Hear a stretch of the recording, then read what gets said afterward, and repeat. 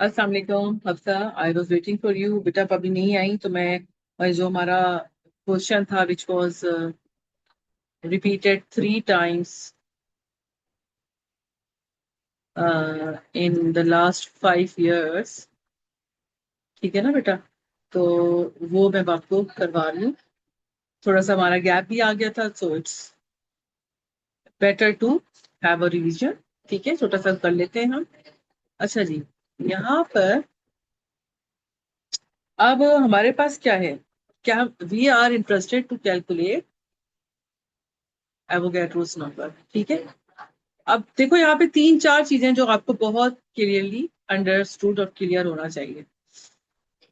आपके पास फॉर्मूला है L = F/E।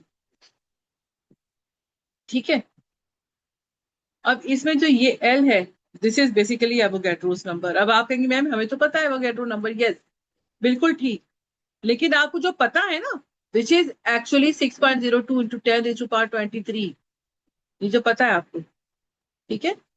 तो ये वाला बेटा, आप इसको माइंड में रखिए। जो आपका आंसर आएगा उसको इससे कंपेयर करके आप वेरीफाई करेंगे। ठीक है, एक चीज हो।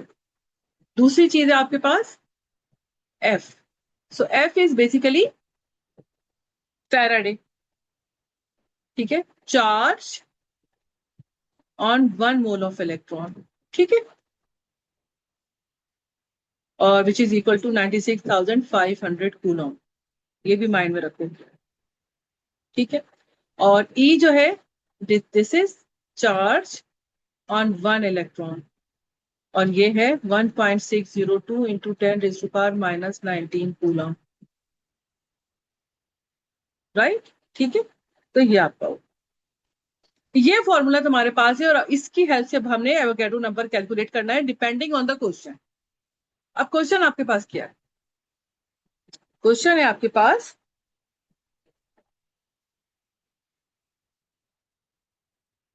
The data given is, basically question की स्टेटमेंट मेरे पास नहीं है, मैं आपको सिर्फ डाटा बता रही हूँ।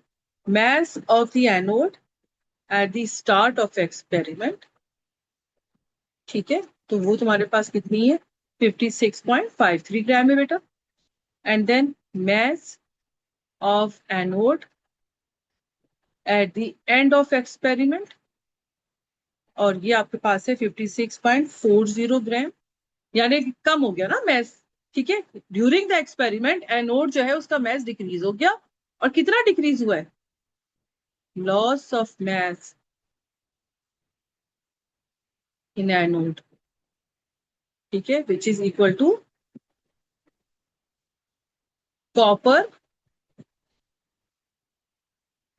डिस्चार्ज फ्रॉम एनोड, है ना? क्योंकि हमारी जो इलेक्ट्रोड है वो कॉपर की बनी हुई है। और ये कितना हो गया? ये बेसिकली हो गया 56.53 माइनस 56.40, विच इज एक्चुअली 0.13 ग्राम। ठीक है, ये आपके पास आ गया। अच्छा जी, ये सब मैं आपको डाटा में बता रही हूँ। ये चीज मैंने खुद कैलकुलेट की है। ठीक है, अच्छा जी, ये डाटा है हमारा। और उसके बाद एक तो ये पॉइंट हो गया, एक ये पॉइंट हो गया। थर्ड पॉइंट है आपके पास current passed through this experiment, it is equal to 0.2 ampere. ठीक है, और टाइम इज 34 मिनट्स, जिसको मैं किस में कन्वर्ट कर लूंगी? जाहिर बात है उसको मैं सेकंड्स में कन्वर्ट करूंगी तो उसकी तो वैल्यू आ जाएगी। ठीक है, ये अब हमारा पूरा डाटा होगा। ठीक है, अब बेटा, अब हमने क्या करना है? अब हमने सबसे पहला काम जो करना है ना, उसने कहा है find the Avogadro number, calculate the Avogadro number from this experiment, जितनी डिटेल तुम्हें दी हुई है। तो सबसे पहले काम क्या है तुम्हारा? First thing is Q is equal to I t, जो दिया होता है ना करंट, और ये टाइम जो दिया हुआ है आपको। जस्ट इसको मैं ऐसे कर लेती हूँ। ठीक है, तो ये इसमें तुमने फाइंड कर लिया। ओके, करंट तुम्हारे पास कितना था? 0.2 एम्पियर, टाइम था 34 × 60। So the answer is basically 408 coulomb. ठीक है, फिर आपके पास आ जाता है स्टेप 2। अब आपको पता है कि जो मेरे पास 0.13 ग्राम ऑफ कॉपर लूज हुआ है एनोड पर से, उसके लिए कितनी इलेक्ट्रिसिटी चाहिए थी? अब इन दोनों को कोरिलेट करना है, ठीक है ना। इतनी इलेक्ट्रिसिटी जब हमने पास की तो हमें इतना सारा कॉपर हमने एनोड पे से उसको रिमूव करवा दिया, उसका लॉस हो गया, ठीक है। तो अब आप क्या करोगे? आप कहोगे, अब दूसरी चीज क्या है? अब दूसरी चीज है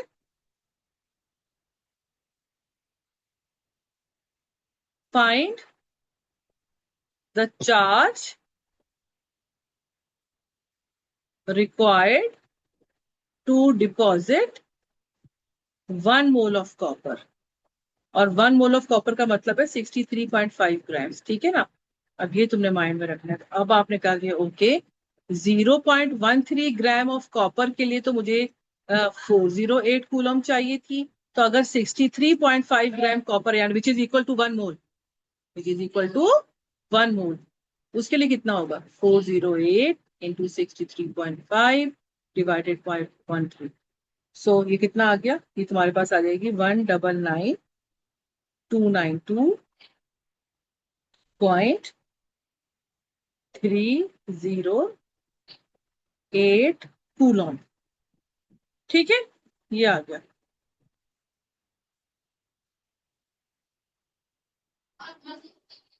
ठीक है। तो ये अब आपके पास आ गया। Now step 3।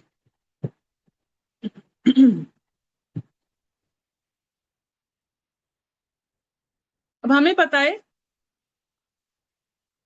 Mole of electron और चार्ज, इन दोनों से हमें फाइंड करना है, यानी हमें मोल ऑफ इलेक्ट्रॉन फाइंड करना है। अगर मैं आपको ये कह दूं,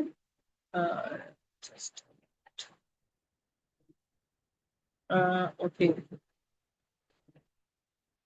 ठीक है।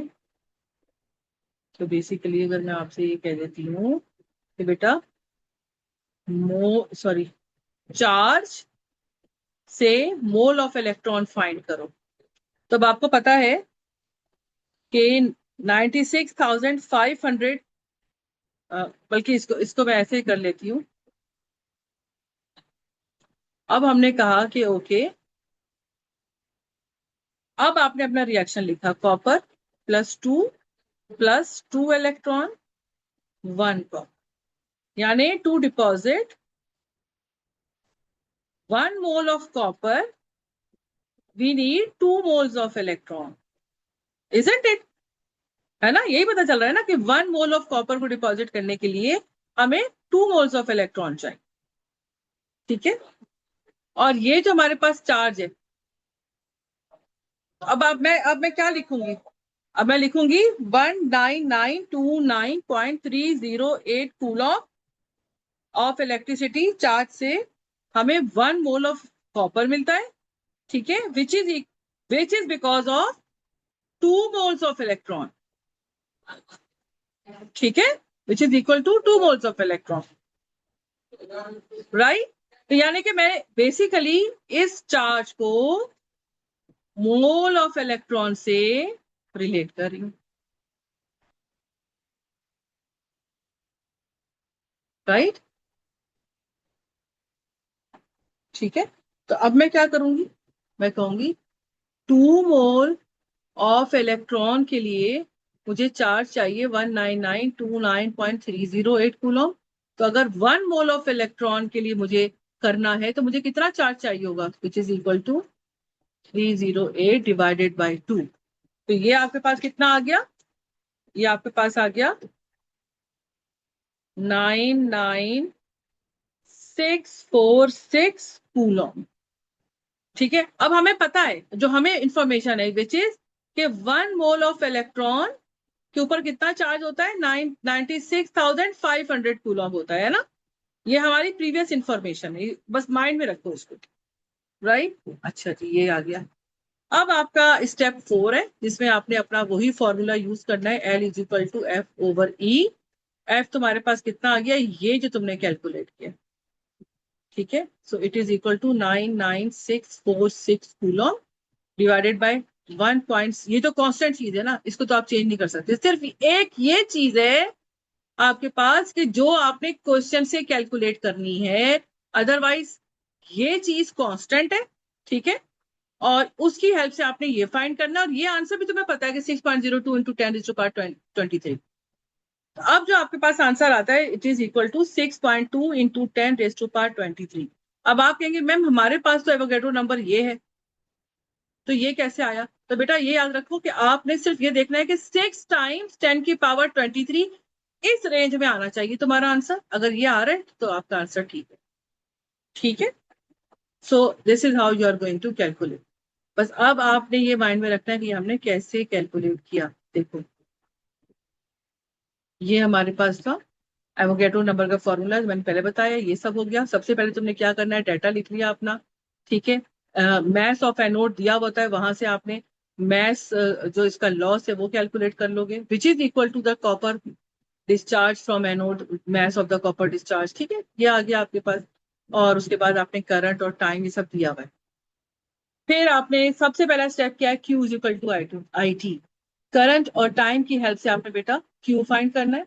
ठीक है, अब आपको ये रिलेट कर दिया कि 0.13 ग्राम जितना लॉस हुआ है कॉपर का, that is only because of this amount of electricity, this amount of charge. ठीक है, एक ये चीज हो गई। तो अब आपने स्टेप 2 क्या है, find charge required to deposit 1 mole यानी 63.5 ग्राम। ठीक है, तो वो हमने इसका यूनिटरी मेथड से कर लिया, वेरी इजी। ये अब आपके पास चार्ज आ गया।